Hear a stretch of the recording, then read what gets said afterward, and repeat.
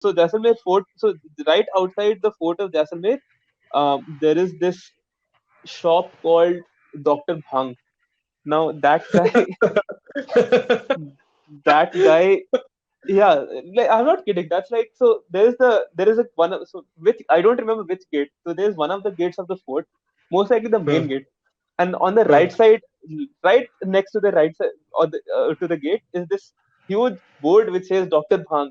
Red board, white पे लिखा है Doctor Bhang, and there's this huh. one tiny short guy with a mustache sitting over there and selling shakes. So bhai, we went there on the next day, and obviously, so and by the way, we had a joint already, so we were smoking a joint, and then we Hmm. went there, and हमने उनको बोला कि यार क्या क्या है, so he saw us that we are already smoking. He's like, आप लोग तो आप लोग तो अच्छे traveler लगते हो. Like, yes. बोला फिर अब so he's like फिर आप पीछे आओ. So this was this tiny innocent shop where this guy is selling milkshake, right? But he says कि पीछे आओ. So what he has done on the backside was this room which had red lights, and there were gadde on the room, and there were like 10 stone furnace just over there, right? And he told us कि आप भी यहाँ बैठ जाओ. बैठ गए यार, ठीक है. And then he came back with this big ass menu, and the menu had everything. So menu had bhang shakes, bhang joints, bhang biscuits, bhang ye, bhang wo, and he's like, if you want bulk, I'll give you samplers. So we'll definitely take something in bulk, but give us all the samplers. तो वो थोड़ा थोड़ा milk shake लेके आ रहा है, and then he also gives us a joint, and then he gives us some candy and some biscuit, and Hmm. yeah, so that was nice. And then we ultimately ended up taking this big box of bhang biscuits. So it cost around 4,000 then. I'm pretty sure now it will be more expensive because that place has gotten popular. So 4,000 में that box had like 12 or 16 biscuits, and Hmm. so they were like, so when we were taking the box, he was like, भैया medium होता है, high होता है, extra high होता है, और one way trip to the moon होता है. हमें we were like, हमें one way trip to the moon चाहिए. So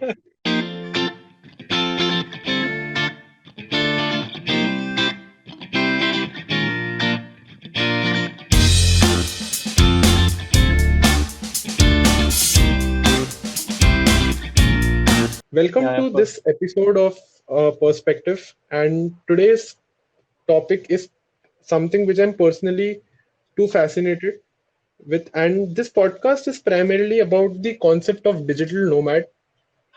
So, to put things in perspective, digital nomad is someone who can travel to places and work. And the work is such that it doesn't require the person to be at a certain location.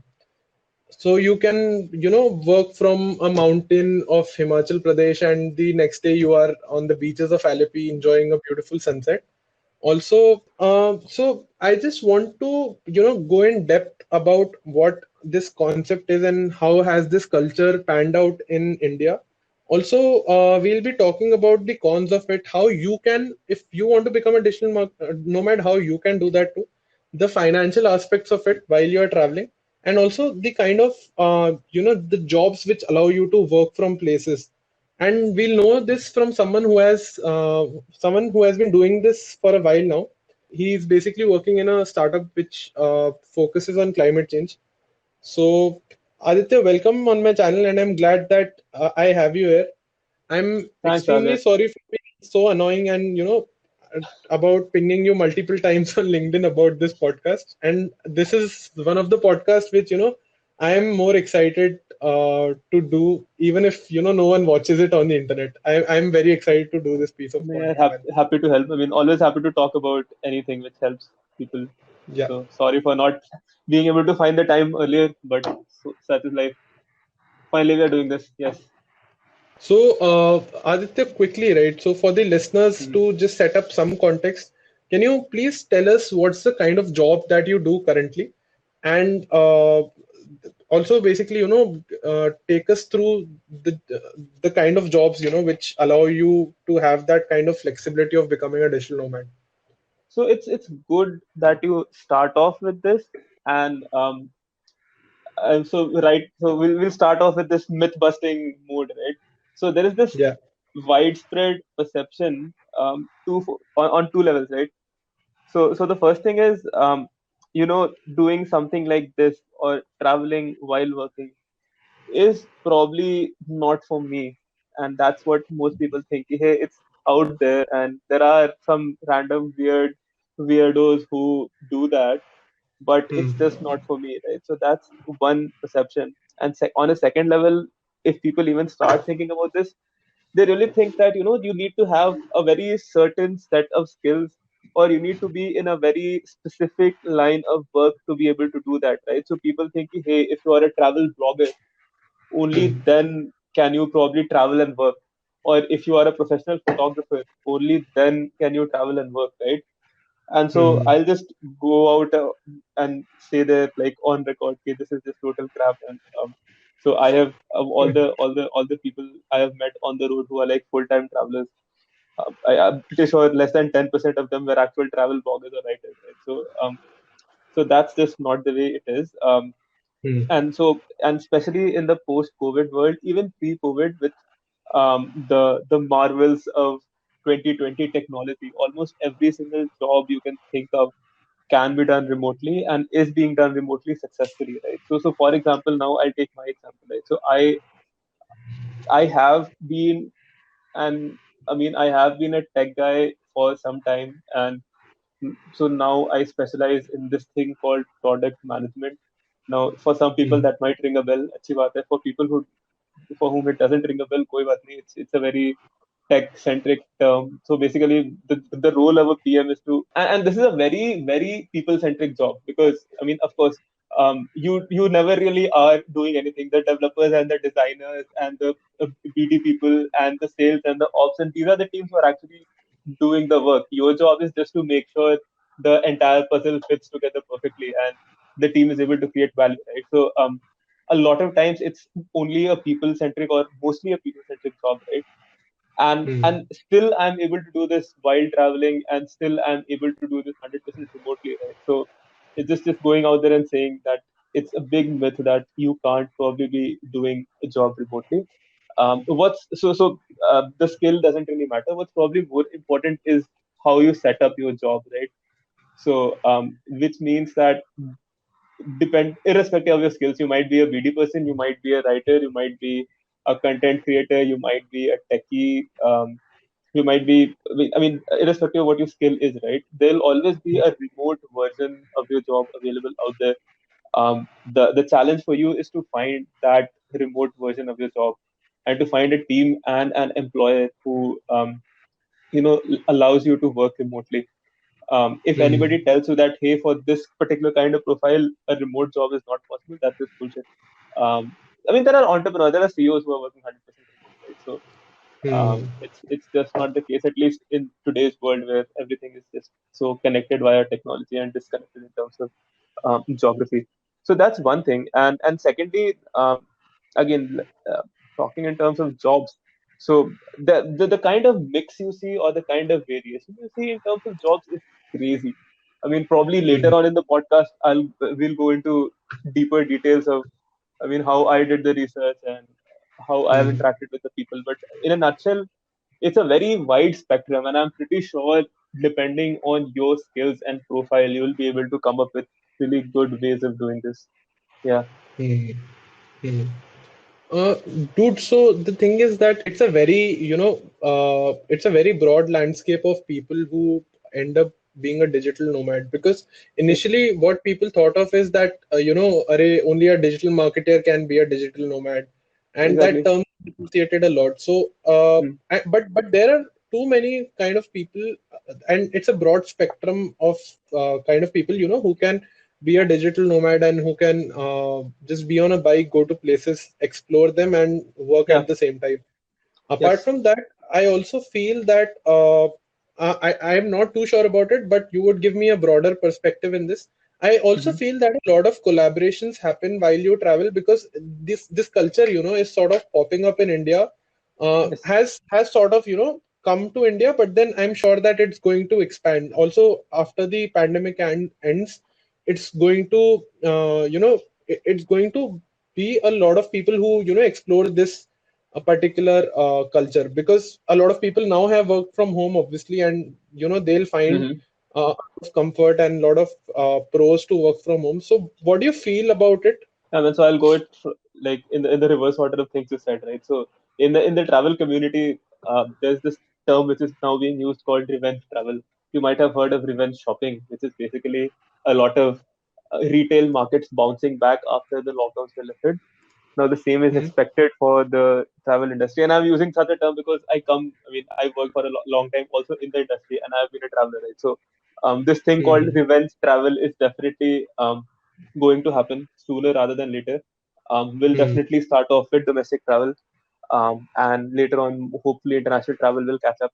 So yeah, so this is definitely going to happen. And in terms of meeting people on the road and collaboration, right? So this is probably one of the best things which happen while you are on the road, right? Just Hmm. it's like when you are in a conventional career path or a conventional location or a conventional lifestyle, you are living in like a single lane road, right?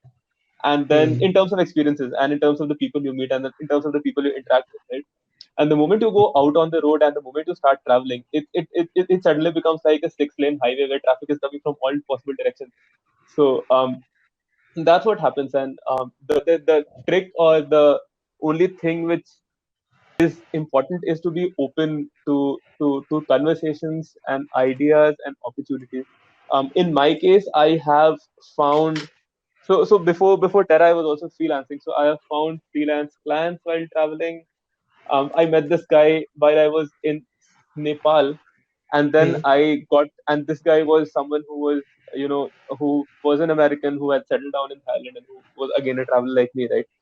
So then when I Hmm. went over to Thailand, I was able to work at his bar, so that was super cool. Um, Oh wow, wow, man. yeah, and and also you'd never really know how certain connections will, eventually materialize. I mean, quoting Yeah, Steve Jobs, right? So you just keep making those dots, and when you probably look back, you see, oh fine, oh wow, these dots connected. So when I was yeah, in Nepal, I had no clue that this guy I was hooking up with will probably I'll meet this guy 4 months down the line, and I'll probably spend a month with this guy and have a great time.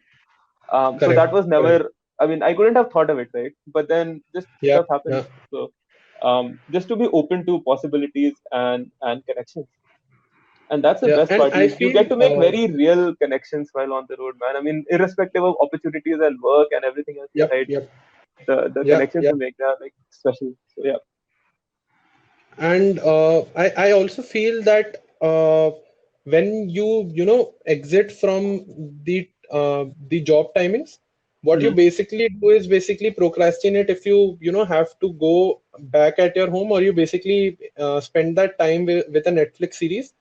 Hmm. And that particular those 6 hours, right? If you sort of look at the way you look at it, in terms of when you know spend that time with people, it Hmm. sort of gives you that community feeling.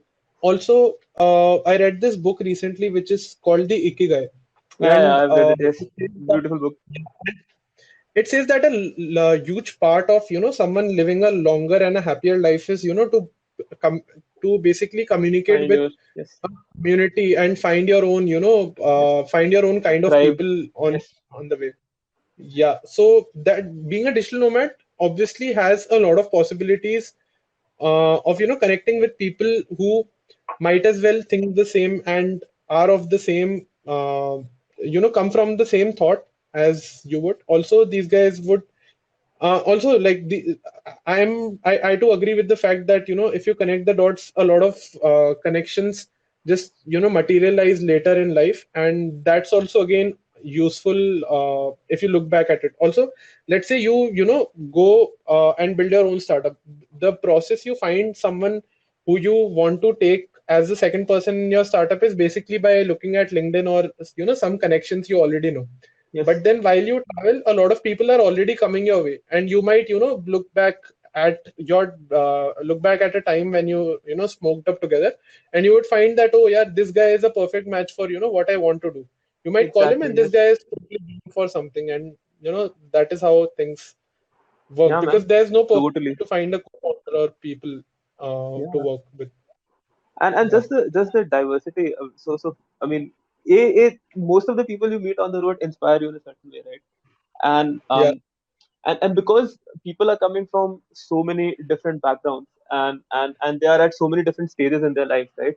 So it's much more easier to get inspired than to get jealous, if you know what I mean, right? So Correct. when you put a lot of similar people together, inspiration very quickly gets replaced by jealousy or just the fact that hey, even I could be doing this, or why did that guy Yeah. get promoted and I didn't get promoted, for example, right? But Correct. when you just make when you just make it much more diverse and add so many different types of people and so many different experiences, it just gets much more Hmm. positive in the sense that you get inspired a lot, and that's Correct. super super helpful. Yeah, and just the mix. I mean, the different types of people you meet, and that just opens up all sorts of different things to learn, different perspectives about life, different perspectives about things, culture, food, how you should live your life, Yeah. stuff. Yep.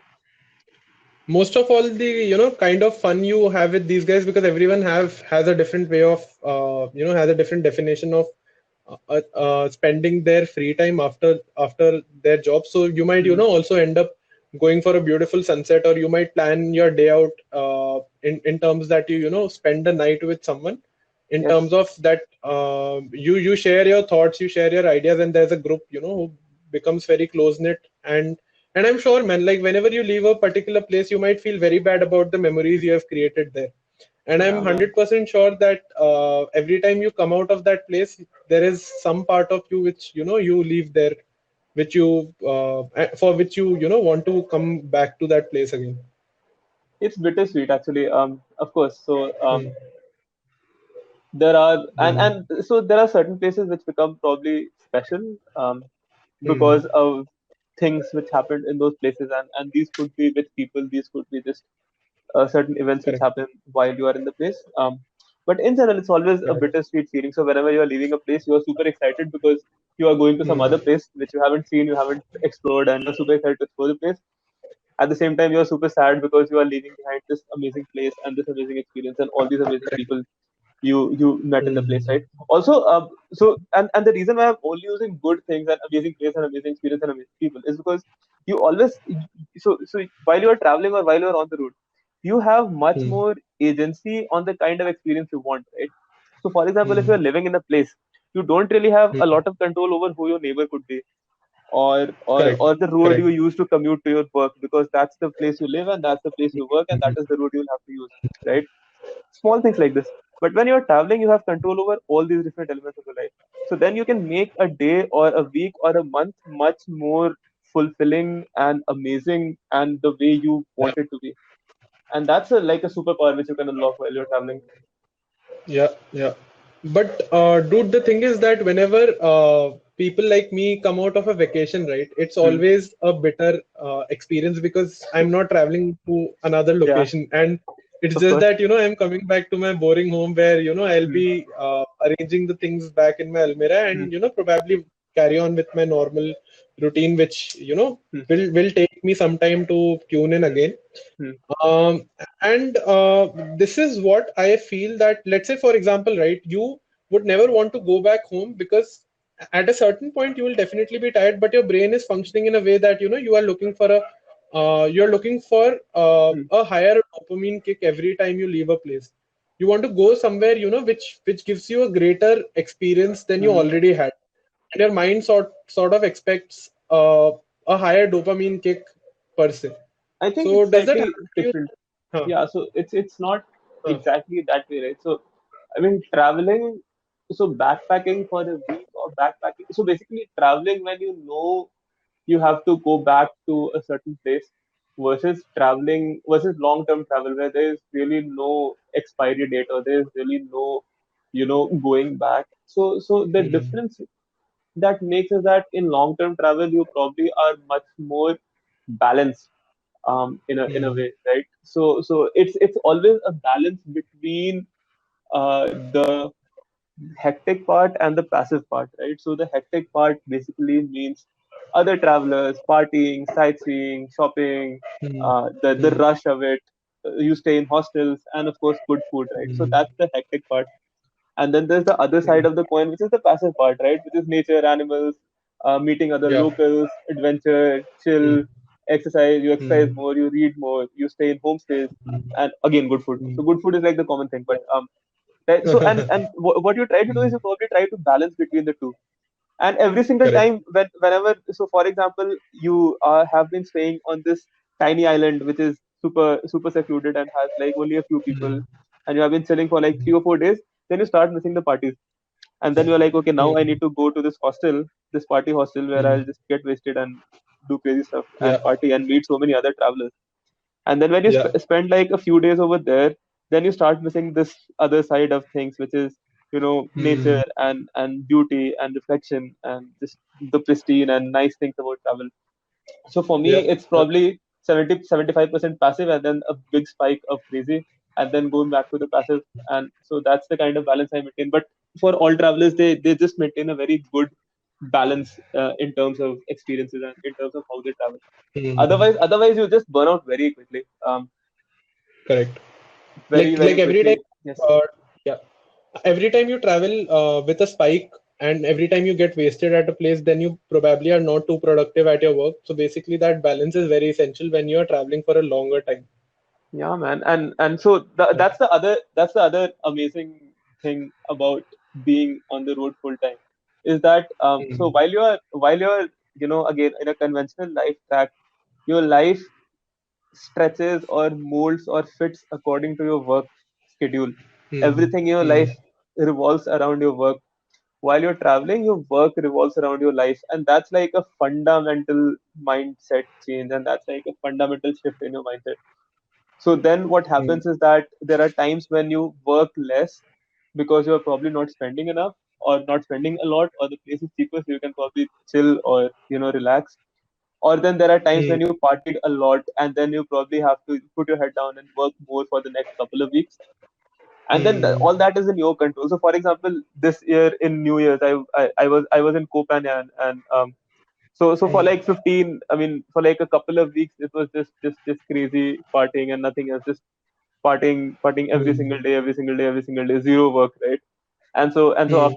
after that period, I probably ran out of money, and I was broke, so I had to put my head down and then work for the next couple of weeks, and that's how it is, right? And that's the fun of it. So yeah. Uh, so, but then, like, how long do you stay in a place, before going to the next one? So it depends, right? Normally, what you do is you try to pick out bases. So what do I mean by Mm, a base is basically a place where you can stay for a month at least.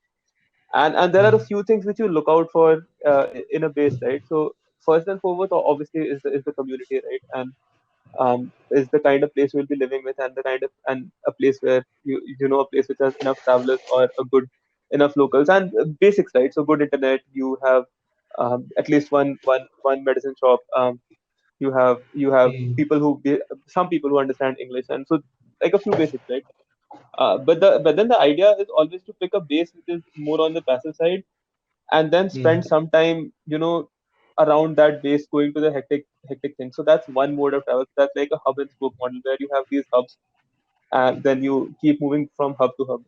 And so this totally depends on the kind of geography you're traveling in. Then there's the other model where you just travel in a linear line. So that is something which works very well for a country like Vietnam, which is pretty long and narrow, right? So so mm, so this hub thing works very well in Thailand, where you let's say pick one island and then you explore all the islands around that island, but stay on that island, right?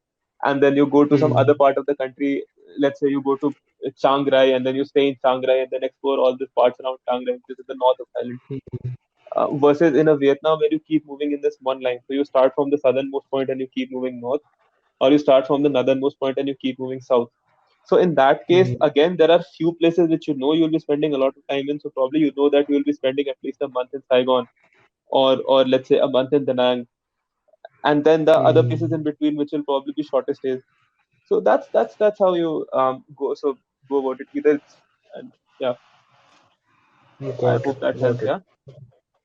100%. Yes. Um, so, also, right, so I mean, to pursue this kind of lifestyle, Mm-hmm. this might be a myth which I have. Mm-hmm. You need to sacrifice a lot of things. You need to basically be a minimalist to live that kind of life. Because let's say when you're going from a place which has winters, and you might be traveling to a place which is dry, hot, you basically need to have all kind of clothes in your suitcase. And you basically need to carry the amount which makes you travel uh, travel lighter. So So how do you put that? in matlab, what are your thoughts on this? So first of all, you have to have this one favorite jacket which you carry all along, irrespective of where you are going, because there are times when it gets super cold, or there are times when the AC is just so cold. So even if you are going to Yeah, a beach, you have to have this one favorite jacket which is always in your backpack. yeah. With that out of the way, yeah. So in terms of so two parts to it, right? A is the sacrifices you make, and B is just planning around travel. So Hmm. normally really depends. So normally you pack or you plan for 6 months or 8 months or even a year, right?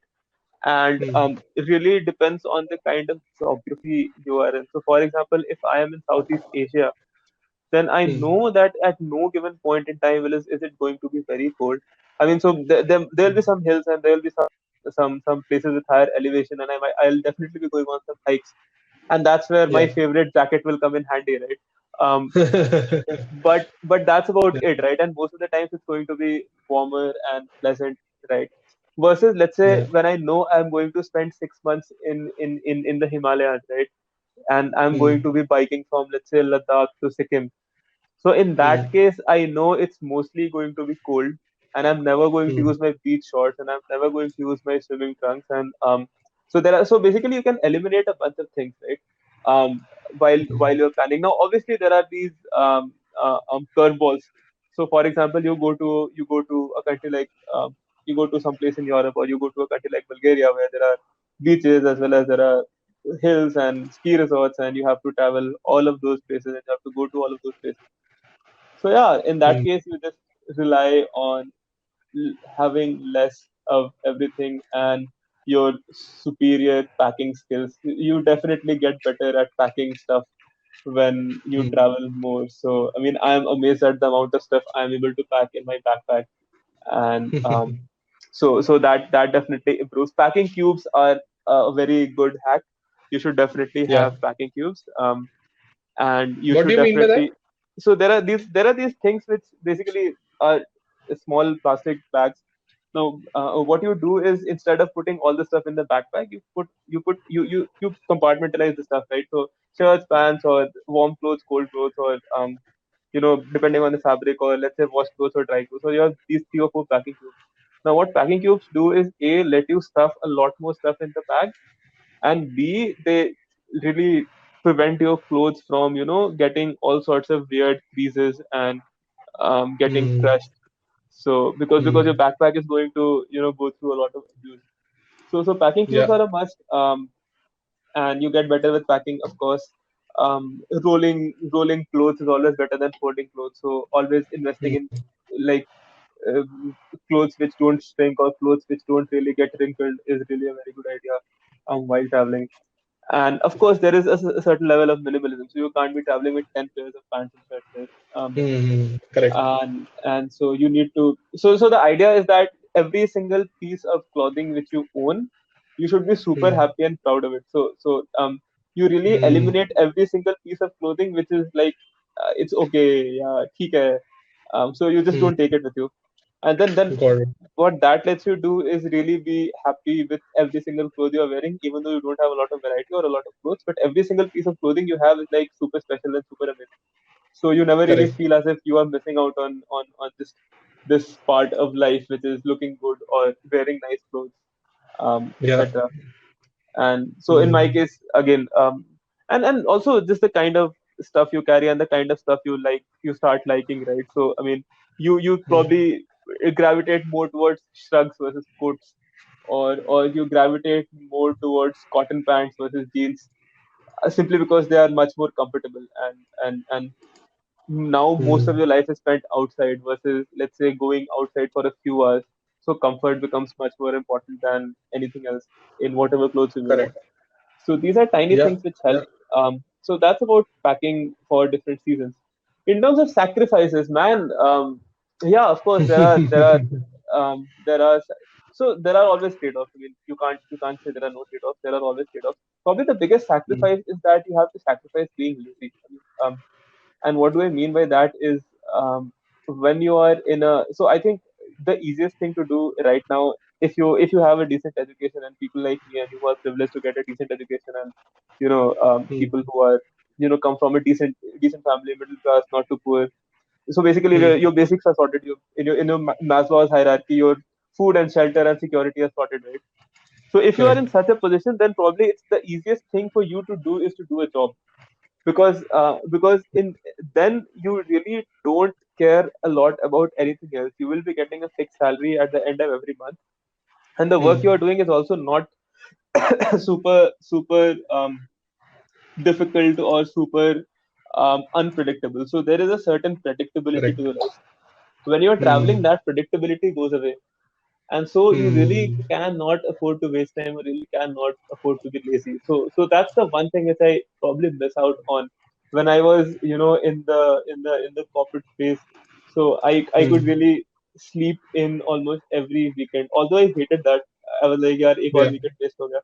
But I could still sleep in in the weekends, right? Yeah. Hmm. When I'm traveling, that's not really the case. And it's always something is happening, and you're never really lazy, which is a good thing as well. But so that's one thing. Yeah. The other thing which you have to sacrifice is, of course, I think, is the kind of is the fact that you stay for such a long time away from your family. And if you are Correct. someone who is close to your family, and if you are someone who really, Hmm. so that's something which always stays with you, and that's the only reason why people like us come back to our families. And Yeah. and that's something which is very special. For I mean, we take it for granted, but the moment Correct. you get exposed to more people who are not Indians or come from a different kind of society, you realize that this is something which is super amazing and valuable and precious, Hmm. which our society gives us, right? Because this really helps you ground yourself in so many ways. So that's one thing you miss out on.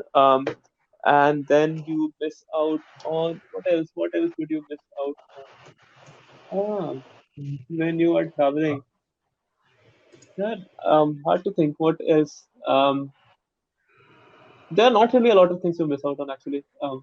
In fact, I think you basically, yeah. get a lot in return of the sacrifices you have made because the thing is that your time basically goes in meeting more people, having more bonfires, and your Hmm. life basically becomes a party. So you can't really, think of things you are missing out on, and nothing seems like a sacrifice apart from, missing out on the time your family members. I don't know how much you agree with this, but I feel so. Yeah, and I think it's just a mental thing in terms of Hmm. how you um I know so how you basically prioritize your stuff. So as I said, it requires a huge mindset shift in terms of you realizing that you can't really measure your life in terms of the money you're earning, right? And there is Yeah, more to yeah, life than just the paycheck. So the moment you realize correct, that, then probably you realize that it's really a no-brainer to live like this. And um and so it's probably so this was one of the easiest decisions for me once I had this realization that it's correct. it's it's probably the only logical thing to do right now. And so yeah, it's Dude, so that's yes. you're not at the, you mentioned the Maslow's triangle. You're not Hmm. at the place, where you feel accomplishment. I think you are at the top of the triangle where you have actually, you have reached a stage where you're Self self actualization actualized. नहीं यार, ऐसे मत बोलो यार. There's still a long way to go. Self I'm just making actualization. I'm just making you feel old. Of course, yeah. So I'll tell you what really made me feel old. Um, Huh.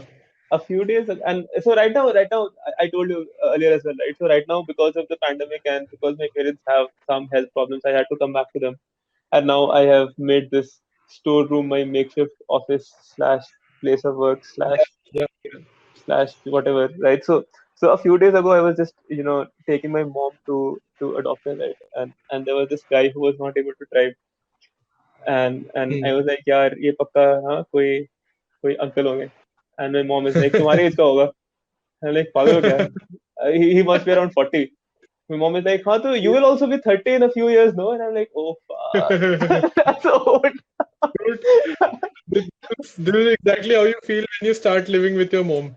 Yeah, man, she made me feel older than I've ever felt in my life.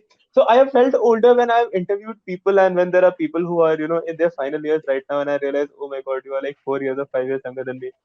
Um, Yeah. but this is what really, that was like a big push or a big shock. Oh fuck, that's yeah. So I am old. Yes. What can I say? Yeah. I'm old. Dude, like I think that while you travel, right, life Yeah. passes by faster, and that's what's actually happened to you. I think so. What happens is, yeah, I mean, in a way. So what happens is basically time in a way expands. So you are able to put much more in a day than most people do, and that's in terms of experiences, work you do, etc., etc. So, for example, I mean, and there's no data to it, right? Anecdotal example.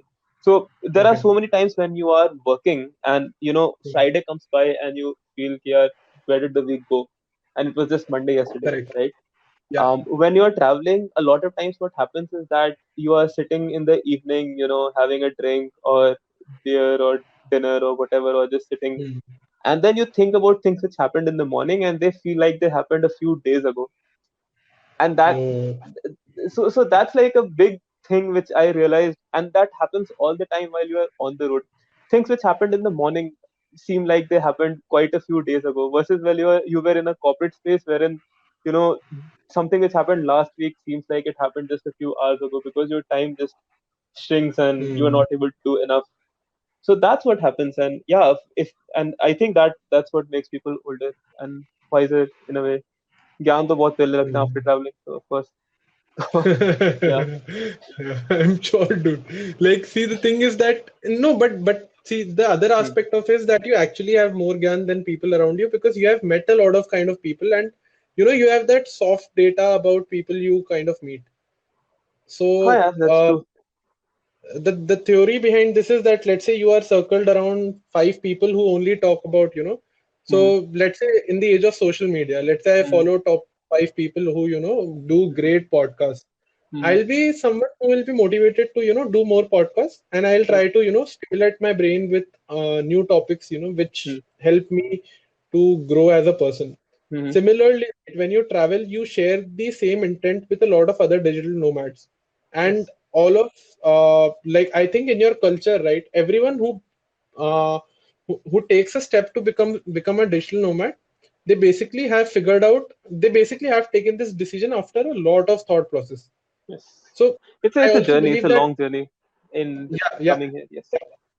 I believe that a lot of people who you meet are of similar vibe because then they have gone through the same things and they have realized the same things in life, that life is bigger than a paycheck, and it has to be about whatever passive and active lifestyle where you party 25% of the time and 75% of the time you are enjoying the nature, just looking at the birds fly, etc. Well, So yes, yes and no. So, yes, because there are these core ideals which most people agree to. Like, of course, hmm, you can't measure your life. By the way, that's a very good question for anybody to think on how would you measure your life. It's also a very good book hmm, written by Clayton Christensen, who died last year, who was like a really amazing hmm, researcher um, and professor. So anyway, but the idea that most people do measure life in terms of experiences, so that's a common thread. Most people also value honesty, being frank, human connection. hmm, So these are things which are similar, but then the diversity is crazy. So there are, I mean, everything else is probably so different amongst this tribe of people who are traveling, right? The way they dress, this kind of hmm, food they eat, the things they love, where they are hmm, coming from, everything else, right? So apart from this core set of ideals and beliefs, what they do, by the hmm, way, what are their skills, and all these things are just all over the place. hmm. Got it. Also, right, the uh, dude, like the thing is that I have a morning routine, which is Hmm. not a morning routine, and I break it most of the times. So I Wow. thought that I basically am a Buddhist. I basically joined this Buddhist practice, Hmm. which is also called BST. So the thing is that I thought that Is it I'll wake up is it and similar chant. to Vipassana in a way? No, no, it's not similar. So basically, the ideology is completely based on Shakyamuni Buddha's Hmm. principles, and then Hmm. it traveled to Japan, and Hmm. then there is a Japanese chant which I do every morning. Oh wow. So I love that thing. But then the thing is that I thought that I'll be doing that chant for half an hour every time I Hmm. wake up, and this is the Hmm. first thing which I do.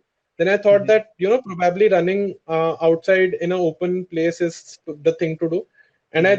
I always set कि यार मैं 5 बजे उठूंगा, मैं 8 बजे उठूंगा और आज तो दिन फोड़ दूंगा. Basically, I have a morning routine without which I Hmm. cannot carry out on a day. Hmm. But in your case, right, I believe that there have been a lot of times where you are just traveling by a bus and you have just reached your destination at 10 a.m. and you Hmm. checked out, checked in an hostel or a Hmm. hotel. Hmm. Dude, how do you follow a kind of routine when you're traveling? And is don't you feel that this should be necessary, or you have figured out a way for yourself? And what's that way? I would love to know that. Great question. So, there's no right answer to it. You really need to figure out what works for you. There are people who are morning people. There are people who are night owls, and either of those is really depending on a person's preference and so on and so forth, right? So Hmm. firstly, even before a routine comes in, right, you just need to be sure about how you are spending your 24 hours, right? So for Correct. example, I have this idea that let's not sleep for more than 6 hours in a day. Period. Uh, Let's not let's speak. let's not sleep for more than, let's say, 6 hours in a Got day, right? it. or Got it. or let's at least spend 1 hour every day on your body, right, doing whatever, Hmm. right? So this comes like on a higher level than a routine, because this really helps you divide your time. Beyond this, the routine really changes and flexes and molds itself according to the place. There are places Hmm. where you work in the day and party all night. There are places where you're out in the day and you're working in the nights or in the mornings. There are places where Hmm. your physical activity comes by just going to the beach, or there are places where Hmm. a physical activity comes by going for a run in the hills. So these things, and that's the beauty of it, right? So while you're traveling, while there is no fixed routine, what you try to Hmm. do is just ensure that those that you allocate those 24 hours wisely and be Hmm. flexible with how you are doing that. Also make the most of the place, because if you have a rigid routine, then probably that comes in your way of making the most of wherever you are and whatever you are doing. For example, let's say if you have a very rigid morning routine, then probably you can Hmm. never enjoy in Copenhagen, because Copenhagen lights up after 11 p.m. in the night. Until then it's dead, Hmm. right? So Hmm. and so you can't just say कि, hey, so in Copenhagen I was probably sleeping in the afternoon. That was my time of sleeping.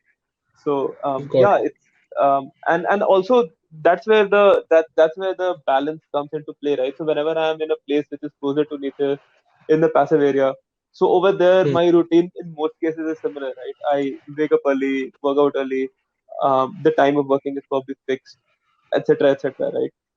But Hmm. yeah, but while I'm on the go, it needs to be flexible. All I need to ensure is just track my time very carefully and make sure that those chunks are spent where they need to be spent.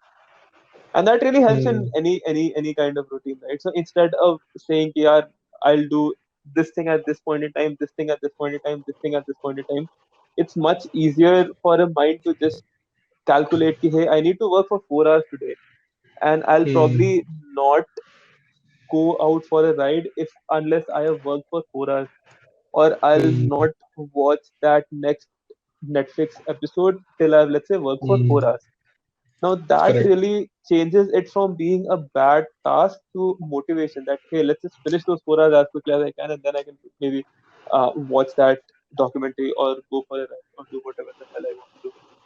So Hmm. that's something which helps.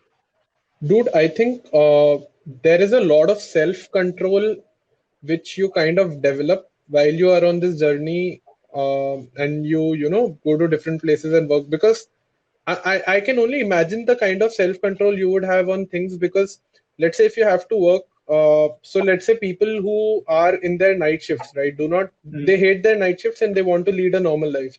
Hmm. People who are working in a day job might find that a night job is more uh, Hmm. fun to work. So Hmm. the thing is that there are different state of minds in which Hmm. in which a person can be. Hmm.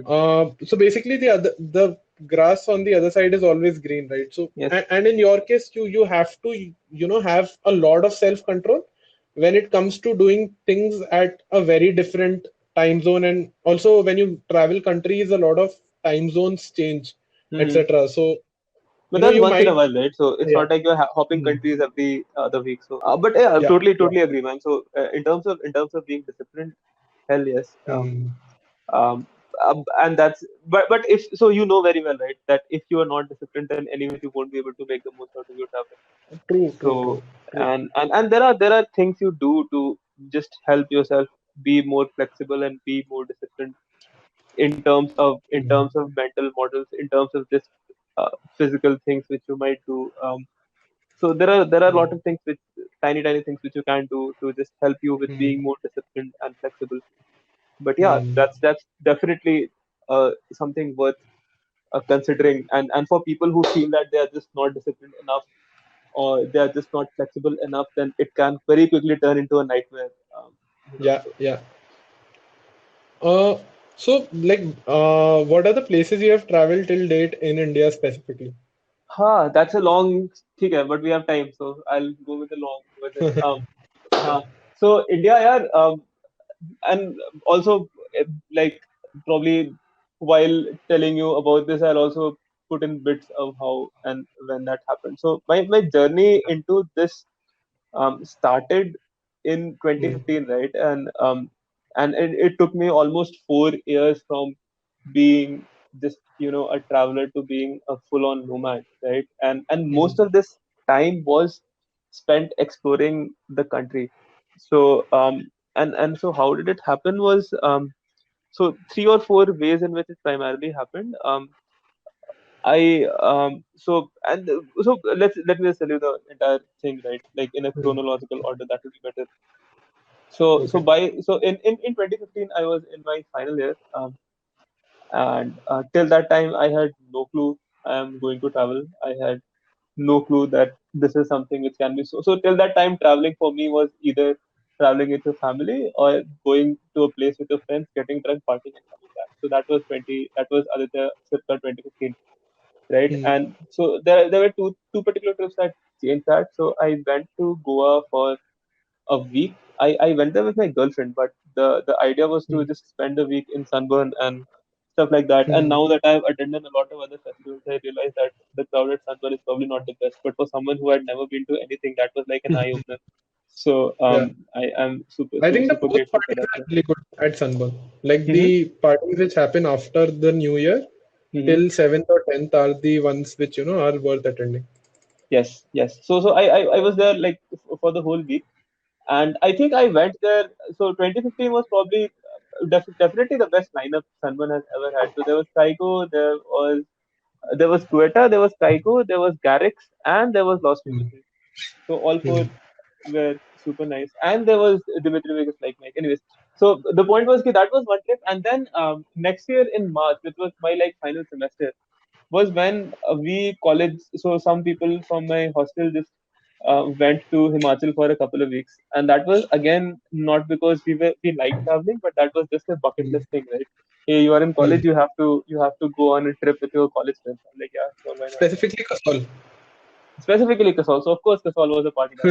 So yeah, Yeah. that was totally a cliche bucket list thing which happened. But then these two things, what happened was these two things really made me realize, especially by looking at others, and uh, I was definitely not doing that, but there were others who were able to enjoy their time in the place much more than we were doing, and just be Hmm. in general happier than most other people I had seen anywhere else, right? So that was Hmm. one thing which kind of stuck to me. And of course, I was also happy. I mean, definitely happier in Goa and Kasol than I was in Delhi. But then I Hmm. just saw and met these people who were way more happier than I have ever seen anybody else in my life or in my circles, right? And then 2016, then I started working with Make My Trip, which is of course a travel company, right? And what Hmm. that did, and again, my role was a very people role, right? So what that did was again opened up my universe to all these people who had been travelers or who had been passionate for traveling, and I got to interact a lot with them. Also, what happened with Make My Trip was that my travel became much more frequent in a way, right? So there were these Mm, other people who were also working with me who were also travelers. So we went to a bunch of places around Delhi. So there was this one particular trip which I remember. We went to again that was like the first trip I think we did with group, but we went to mm, Rishikesh and there was this guy Dinkar. Now he's an ex travel blogger right now. He has his own content agency. So I spent quite mm, some time with Dinkar in that trip, and he just showed me parts of old Rishikesh and the cafes and stuff which most people don't really mm, go to. So that was really nice. And the other thing which was happening was with MMT, I used to fly a lot to Bangalore for work. mm, And what I mm, did manage to do was for every single time, I just managed to ensure that there was a weekend at every single time I went to Bangalore.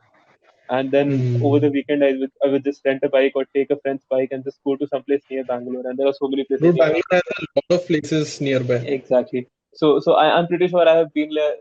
Like in the next 1 year, I have been to Bangalore at least a dozen times, and every single time I would just Mm, take a bike and explore some other place near Bangalore. So that happened, and mm, um, and then 2017 was when I got my bike, and then things probably got much more real and stuff. So mm, after that, I probably went every single place you could go from Delhi in a day. mm, So right from the Punjabs and the Kashmirs and the Himachals to the Rajasthans and the Gujarats and the MPs and UPs. mm, So that whole mm, area, and also I was flying a lot. So I went to Goa for a total of like 5 or 6 times last 4 years, and every single time it mm, has been a different trip. So Goa is again like a home to me. So these are three mm, three. So in and around Bangalore, the whole of North India and uh, Goa and Mumbai and Pune and that belt, right? So those three areas where I really really explored in India, and then there were one-off trips which happened, right? So I learned my scuba diving in Andaman. So I spent some time in Andaman, and mm, this year I spent a month in Kerala, and I had been to mm. Kerala before, but that was like for a much smaller amount of time. Yeah. And so again, so near Hyderabad, and spent some time in Hyderabad, exploring places near Hyderabad. Got a chance to go to Arakku Valley, which is near Vizag, which is amazing. And there is this, so there's this. I think that's the only train in the world, definitely in India, which is like 100% transparent from the top. So this goes through the Arakku Valley. So Wow. that's definitely worth a shot, and that's super amazing. So that happened, and then my native place is in Jamshedpur, which is near Kolkata, right? So that's where I had my schooling, and that's where my parents live now. So I have explored Mm, this part of the world as well, right? So the Bengals and the Orissas and the Jharkhands and the Bihars, which most people don't really get a chance to explore. So I have been living here for some time. So this is again something which yeah, I yeah. know pretty well. The only part which is Mm, left out in the country, and then after I quit my job, I just spent this 4 or 5 month period in the Himalayas. So that was again something which was super amazing. Spent a month in Ladakh. That was one of the mm. best things I have done with my life. And sadly, after that, the whole Article 370 thing happened, and now Yeah. I really feel bad for the fact that people can't really go to Ladakh anymore, not the way we used to. So yeah, the only part which is left is the Seven Sisters. I've spent a month in Sikkim. Never really went Mm, beyond that, and the reason is that I'm probably saving it for a road trip to Thailand. That's like one thing which I have yeah. to do, and someday I'll do that. So just saving it up for that. Dude, But yes, have you been to Rajasthan? yeah. Of course, that Rajasthan definitely fits the bill in that places you can go in a day from Yeah. Delhi, right? So I've been to Rajasthan so many times. One trip which stands out was in early 2017. Yeah, so I and Mm, this friend of mine, Aman Thakur, a really nice mm, guy, and who is a very good friend, and who is right now spending his time being an investment banker and really fucking up his mm. life. But anyway, so yeah, I said that I love you, Sagar. But so both of us went and that was 2017, right? So I hadn't really Mm, gone full on traveler at that point in time, still exploring, still. So that mm, was super amazing because that we went to Jaisalmer and none of us were like seasoned travelers in a way, knowing how to do mm. stuff or what to do. So we just went there. We went on a train. That was one thing without tickets. Of course, we were just standing around and doing shit. And then we went to Jaisalmer, and then so that was one of the most magical experiences I had. So what we did was we took a Hmm. bike in Jaisalmer, and Hmm. the whole idea of going. So the whole point of the whole trip was to see a sand dune, and the whole conversation had Yes, started. yes. The whole conversation had started one day before Republic Day. यार Huh. tomorrow is the Republic Day parade देखेंगे. Huh. And somehow none of us could figure out how to watch the parade because there are tickets and passes, etc., etc. And then Yeah. somehow the conversation changed from parade to sand dune. क्या parade नहीं देखेंगे तो sand dune देखेंगे. And somehow that sounded like a very obvious thing. So Yeah. हाँ, of course हाँ, parade नहीं देखे तो sand dune तो देखना ही चाहिए. So what we did was we just got on a train and चलो जैसलमेर चलेंगे. जैसलमेर में sand dunes है. ठीक है, that Yeah. happened. So we went to Jaisalmer, and then Jaisalmer is a very beautiful place, and it's not like a. So you have been to Jaisalmer? No. Yes. Dude, like the sad part is I am in Rajasthan right now and I've been born and brought up in Rajasthan. But then वही है ना कि अगर मेरे पास ताजमहल है तो मैं नहीं जाऊंगा. Oh It's God. just as simple ठीक as है, that. got that.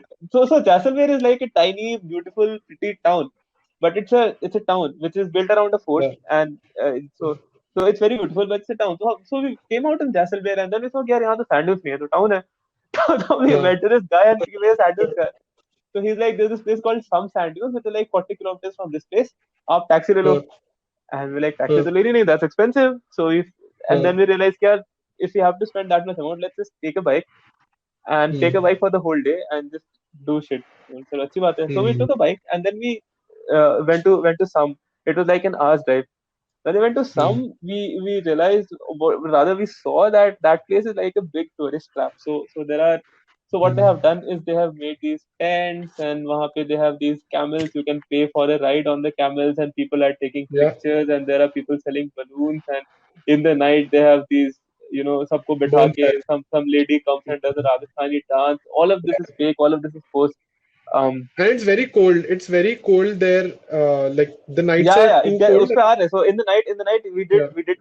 we did realize that, right? So वो देखा, and we were Hmm. like, yeah, this is not what we came here for. So then we Hmm. were disappointed in a way, and then um, so so Some is basically west of Jaisalmer, right? So Jaisalmer is the Yeah. westmost proper town in Hmm. Rajasthan, and then there is one road which goes to Hmm. Some, which and that the same road goes till the border. The border is like 40 kilometers from Some, and this road is Hmm. one straight road, narrow straight road, which straight Hmm. goes to the west.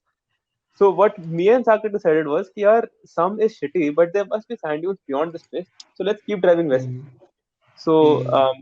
we kept driving west, and अच्छी बात है, and it was almost afternoon, so the sun was setting, and that was like one of the best decisions I have made in my Hmm. life, because try to, and I can maybe send you a picture as well. But try to visualize, right? So this is one road which goes straight in the west. There are sand dunes on Okay. both sides of the road, and Huh. there's this sun which is setting on the road, right? So there's this red sun Oh, which is setting. So it's like beautiful. you're riding straight into the sun. Wow. So that was just magical and crazy, and so we kept doing that till we went to the border, and फिर लोगों ने हमें भगा दिया, फौजियों ने, कि यार Yeah. तुम यहाँ पे कैसे आ गए, this is not a civilian area. And Yeah. so we came back, and then by the time we came back to some, it was night, and we couldn't really go back, so we had to spend the night over there in the cold. So that was Hmm. another experience. But then Jaisalmer was nice, sir. And on the next day, so Jaisalmer fort, so right outside the fort of Jaisalmer, there is this shop called Dr. Bhang. Now that guy, yeah, like, I'm not kidding. That's like, so there is a one so which I don't remember which gate. So there's one of the gates of the fort, most likely the Huh. main gate, and on the Huh. right side, right next to the right side or to the gate is this huge board which says Dr. Bhang. Red board, white पे लिखा है Dr. Bhang, and there's this Huh. one tiny short guy with a mustache sitting over there and selling shakes. So bhai, we went there on the next day, and obviously, and by the way, we had a joint already, so we were smoking a joint, and then we Hmm. went there, and हमने उनको बोला कि यार क्या क्या है. So he saw us that we are already smoking. He's like, आप लोग तो आप लोग तो अच्छे ट्रैवलर लगते हो. Like, yes. बोला फिर अब so he's like फिर आप पीछे आओ. So this was this tiny innocent shop where this guy is selling Huh. milkshake, right? But he says कि पीछे आओ. So what he has done Huh. on the backside was this room which had red lights, and there were gadde on the Huh. room, and there were like 10 stone furnace just over there, right? And he Huh. told us कि आप भी यहाँ बैठ जाओ. बैठ गए यार. Okay? And then he came back with this big ass menu. And the menu had everything. So menu had bhang shakes, bhang joints, bhang biscuits, bhang ye, bhang wo.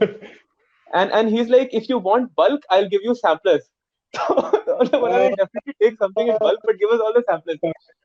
तो वो थोड़ा थोड़ा मिल्क शेक लेके आ रहा है, and then he also gives us a joint, and then he gives us some candy and some biscuit, and Hmm. yeah, so that was nice. And then we ultimately ended up taking this big box of bhang biscuits. So it cost around 4,000 then. I'm pretty sure now it will be more expensive because that has gotten popular. So 4,000 mein, that box had like 12 or 16 biscuits, and Hmm. so they were like, so when we were taking the box, he was like, भैया medium होता है, high होता है, extra high होता है, और one way trip to the moon होता है. हमें we were like, हमें one way trip to the moon चाहिए. So yeah, so we took the box and then we went to the so fort. Of course, you live in Rajasthan, right? So these forts have these Yeah, boundaries, right? And there are, so after a correct. certain interval, there are these tiny circular things where you can sit and Hmm. just sit and you can just stay there, right? So we went to one of those Basically, ramparts. the gaps which you have between, the tomb-like shapes, etc. Yes. So we went to one of those places and we sat there and we had a bottle of Coke or Dew, whatever, right? And there were, so luckily there were two chairs and that was like so projecting outside, right? So you could just see the desert and no part of the city. So the city was behind you, the desert was in front of you, and again there was a sunset. So sunsets are Wow. like the common theme. And then we Yeah. sat there and we ate the biscuit. And right, so an hour later, it was probably you remember Looney Tunes, and towards Yeah, the yeah, end yeah. of Looney Tunes there was this screen which had That's All Oh, Folks, yes, and there was yes. this red and blue circular thing. So the Yeah. sky had all these beautiful colors, and then those colors started dancing like the Looney Tunes thing. And I'm Oh, telling dude, like Saket that bro तेरे कि zooms bro out तेरे को भी in. दिख रहा है क्या? And he's like हाँ bro बहुत Uh, clear दिख रहा है. ये तो this is the real shit. I mean, I don't know how long we sat there. I mean, अंधेरा हो गया, and then somehow we got out, and that day we had to return, right? So then we just walked from there to the station, of course, with our backpacks. Backpack पूरी time हमारे साथ था. We and the never ever took biscuits. a room. Yeah. So we went to the station, and then yeah, उसपे भी fun हुआ था. So when we went to the station, the train was late for like by like 4 hours, 4 or 5 hours. ऐसे ही कुछ था. Hmm. The train was supposed to be an 8 p.m. train, and they said कि it'll leave around midnight. Yeah. And we were high, and so the first thing we did was went and ate a lot of food. Okay, so now we are high Hmm. and we are full. So now we are sleepy. So we are like, yeah, कुछ तो करते हैं. Let's just rest. And then we started thinking, and we are smart people, right? IT वाले हो, तुम तो smart हो गए. IIT, So IIT so Delhi. Jharkhand came up with this. Yeah. हाँ हाँ. So Jharkhand came up with this logic. Dude, Jaisalmer is the westmost point of India, and India and Pakistan are enemies. So definitely a train doesn't go west from Jaisalmer. So if you go west from, listen, और Fuck. अच्छा है, listen to this. So if you go west from the station, that Uh, place is secure because the train doesn't go west, right? So the train tracks on that side should be super clean, and we can uh, sleep there. I'm hmm. like, it logically makes sense. Let's go and check. So first of all, we did some Google Maps stuff and also downloaded a compass app and also tried to remember sunset kidhar hua tha just to figure out which direction is the best. And so we Yeah. started walking in that direction, and like after I don't know 300 or 400 meters, we stopped and we just examined the place. So we have seen tracks in Delhi and Punjab and Bihar and UP, Yeah. right? So the track over there was like shining and it was clean, and there was only sand around the track because of course Jaisalmer, but otherwise it was totally Yeah. shining and blue. So we like, this is correct.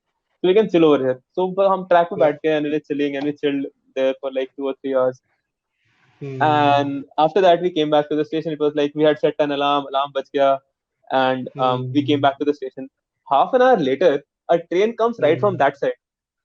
Hmm. Like, dude, we're like भाई ये क्या तो मर जाते यार. He's like higher. And then we went to that guy and he's like, हाँ west to ये तो east है. Like, dude. So that's how we almost died and then came back knowing which place is which direction is west and which direction is east. But yes. So Jaisalmer was memorable, and again Rajasthan has been memorable. I spent a Diwali twice actually, once on Nahargarh Fort and once on Mehrangarh Fort. Yeah, dude, like fuck. हाँ मतलब यार but biscuits are dangerous. हाँ and then of course then उसके बाद so we had that box and फिर उस box पे we had so many house parties and there are so many nice stories from those Yeah. house parties. We use that we use the biscuit as. Do you cook or do you have any idea about cooking or baking? Dude, my only idea of cooking, my only idea of food in general is just to, grab a sandwich from the fridge, which is even like Okay, two got it. days old, and yeah. So if you make a if you make a brownie or a fudge, so you have to make a Hmm. base, right? And Correct. normally what you do is you bake something which so ultimately you try to bake something which is like a soft biscuit and then you crush it and make the base. So Hmm. I cook and I bake and every time we have parties I cook something or the other, right? Hmm. So for the Hmm. next few weeks, every single time I was cooking brownies, and brownie ka base used to be the bhang wali biscuit. Oh, So that was another good thing which came out of Jaisalmer. But yeah, so I just sent you some of the pics, and I think I found another pic of Thakur sleeping on the track. hmm. Um, Fuck. Dude, that's crazy. That's crazy. yeah, and yes, that shit just happens. So yeah, and as I was telling you, right? So I spent Diwalis in so I spent one Diwali on top of Nahargarh. I spent another Diwali on top of Mehrangarh. So those were amazing, especially Nahargarh, right? Because there's in the entire city of Jaipur, right? So Uh, it's like the entire city of Jaipur is right under your feet, and so and Diwali, right? So the rockets, so there are these rockets and fireworks, and normally you are hmm. used to seeing them in the sky, but now they are Hmm. exploding under your feet. So that is like a Uh, crazy yeah. experience, and so Hmm. that was again a very special moment I had in Rajasthan, and again I think I can find pictures for that. Um, Dude, I can see Jakar lying on the track, almost ready to ready for a train to pass by. And fuck, dude, this is crazy. I can't unsee Jakar, dude. Like it's like I It's like if you want to have the craziest of experiences, you have to be with this guy called Chakar. I'll put his picture on the screen, especially at this point in time. Uh, yeah, man. oh, dude, So this is crazy. yeah, I mean, of course, bright minds get bright ideas, and that's the kind of ideas you get. Um, yep. Dude, I'm so lucky that I went into a college called SRM University, and Okay, I'm yeah, so far off the railway tracks, which IITians just discovered. And okay, so I'd say like yeah. also, right? So, what are the other crazy stories you have from all over the world? What's मतलब हाँ कहाँ पे सबसे ज्यादा कटा है life में while you are traveling? कटा है हाँ यार लाइफ में कटता रहता है और यार हाँ सो कहाँ पे बहुत ज्यादा ओ यार सो कैसा चाहिए यार a large we have this whole menu of कटना there are times when luck fucks you up there are times when people fuck you up there are times when nature fucks you up कौन सा कैसा चाहिए बताओ I have everything I have been fucked up so dude, many like times. the most interesting would be right when people fuck you up. That's a true learning, right? Like that's the actual field experience which you have. यार in fact all the fuck ups are good learning so ठीक है so I was in Bulgaria I Hmm. spent a month in Bulgaria. So Bulgaria in normally is like a very nice, amazing place. So whenever people talk about Europe, hardly they ever talk about Bulgaria. And Hmm. I've been to multiple places in Europe. Can't say I've really thoroughly explored Europe, but okay, at least I've seen all the tourist places and most of the stuff which people see, right? So Hmm. I'll definitely say Bulgaria is one of the highlights of Europe when it comes to me and simply because it's very unexplored and it has everything. So it has amazing natural beauty, it has some really nice cities, and it has some really good party places. It has beautiful beaches, Hmm. it has beautiful mountains. So it's like a complete package, right? And very nice people generally. So in the whole Girls. Bulgaria trip, we met two assholes. And I'll tell you the story of one of those, of course, one of those assholes, right? So while I was in Bulgaria, I had a very Uh, normally I have a very strict budgeting thing, right? So I have a very hard limit on the amount of money I can spend in a single day, and Yeah. right, and that's it. So and I work around that, right? So normally I Hmm. spend within that limit. If there are days that I've spent more than that limit, so in the next day I probably cut down on my spending, and that was Hmm. working fine in Bulgaria as well. So there's this one place in Bulgaria called the Sunny Beach. Now it is on. Can you visualize Bulgaria geographically where it is? It's on the Uh, east. You remember so you remember the old geography maps? There was Mediterranean Sea and there was Black Sea and there was Red Sea. ये तीनों याद है? yes. Yeah. So Bulgaria is basically between Mediterranean Sea and Black Sea. It Correct. has a Basically, coast it's on the between Black Sea and there's Aegean Sea. I don't know how to pronounce it, but it's near Turkey and it's between uh, Mediterranean Sea and Black Sea. exactly. So Bulgaria has the eastern border with Turkey, and Yeah. on the east there is Black Sea, Bulgaria, right? Hmm. So there's this Hmm. so there's this place called Sunny Beach, which is called the Ibiza of the East, right? So Hmm. it's similar in vibes to Ibiza, and it's very popular, especially from in people from UK and France and Western Europe for them to come to party over there, right? So that's like a Hmm. trashy party place, like a typical Hmm. European party place, right? Very unlike any other place in Bulgaria. So Hmm. we were at Sunny Beach, and so like most other party places, these places are tourist traps, shitty expensive, uh, everything is overpriced, and people are just getting drunk, getting wasted, getting late. But we had Hmm. a very good time in Sunny Beach, Hmm. and then there was a time to go back. So we were staying at this uh, a place which was slightly like 5 or 6 kilometers away from Sunny Beach. Now Hmm. the Bulgarian currency is lev. One lev is 40 rupees, right? And normally a taxi would cost around 4 to 5 levs, right? Hmm.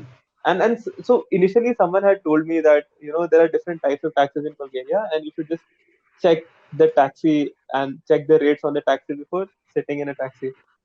I was like, Hmm. ठीक है, and most of the time I was doing this. Now we called for a taxi, and there was this one taxi guy, and there was a rate which was written on top of the taxi, right? So Hmm. we went. So I was there, and there was this other girl with me. So there were two of us, and we went in the taxi, and we told him Hmm. wherever we have to go. So that Uh, guy almost went to the place, and then there was like there were like 500 meters from the main road. So he's like, no, I won't go uh, inside. You go out, go out, go out, get out, get out, get out. uh, So that uh, was like 4 a.m. in the morning. I'm like, okay, fine. And then we told him how much. uh. And he was like 150 left. What the fuck? 150 left is like 6,000 rupees. Oh. I'm like, dude, are you crazy? So he Uh, shows us the meter that says 150 left. I'm like, no, uh, this is wrong, this is wrong. And uh. and then and then and then that guy literally just called up like 4 or 5 different taxis, and people were standing there with base bats. I was Fuck. Fuck. yeah, and, Crazy. and and and all of them were talking in Bulgarian, and obviously I could definitely figure out they were like, this guy is an asshole, and I was drunk as well, right? Hmm. So Yeah. yeah, so that was pretty weird, and of course I paid him the 150 left, and Yeah. of course Yeah. I didn't do anything Dude. else. Okay, dude, like I'll tell you this story. So I'll tell you this. Okay, so I started traveling because my job was Mm-hmm. really bad, and I was at a place where I was not getting Mm-hmm. enough work because I just graduated out of my college, and my bosses were kind of assholes to not give me enough work and Have not you have try you read that try. have you read that book Uh, called The Dilbert Principle? You should read that. no, If you have had horrible bosses, that will totally resonate. The Dilbert. It's a very famous book. Yeah. got it. Can you spell that I'll out for the listeners as well? the Dilbert Principle, Dilbert Principle. What I'll do is I'll send you a link, and then when you are probably putting up the video, you can. The thing is that I had horrible bosses, and I was in Bangalore. I still am in Yeah. Bangalore. I started to travel to places, Mm-hmm. okay, and I also started my Instagram account, which I named as Alive Avocado. There's a phase in every Mm-hmm. millennial's life, right, when you are fascinated by Instagrams, Mm-hmm.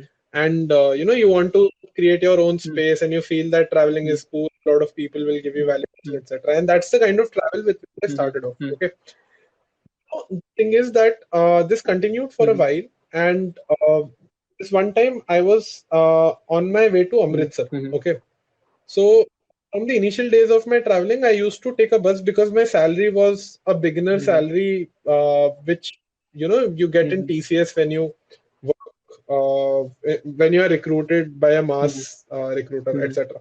So now the thing is that I was traveling to Amritsar this one Hmm. time, and I was at the last seat Hmm. of the bus. वहाँ पे Hmm. क्या हुआ?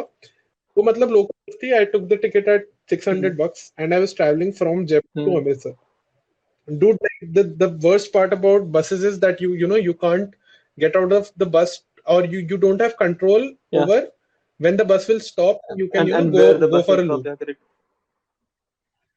Correct. So, and the thing is that this was not a AC bus, so the entire Hmm. windows were open and it was too Hmm. cold outside. And it was a local bus, so there were people in the alley as Wow. well. Of course. I couldn't get out and ask the Hmm. driver to Hmm. stop the bus in. So, अब मतलब I had to Hmm. pee anyways. They basically gave a bottle. Okay. Dude, there was a Bisleri bottle which they distribute Yeah. when they Yeah. start Hmm. the journey. And I thought, like, this is the only resource Hmm. which I have, and I have Hmm. to use Hmm. this. When I was halfway through my job, there was a guy, dude, who was sneakily peeping inside Oh my my God. cabin. Fuck, dude, that was so, dude. I can't, like, this is the first and the last time when I'm putting this Yeah. story and I'm telling this story to someone, because every time I tell Hmm. this, I think a part of me is Dead. lost in this big bad world because like it was a horrible experience, and my total Amritsar trip Hmm. was in my mind, I only had that experience, and it probably ruined the Hmm. experience of going to Hmm. Amritsar.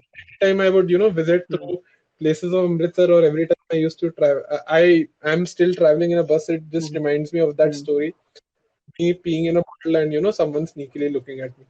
So Yeah, yeah, man. That's. Oh, by the way, so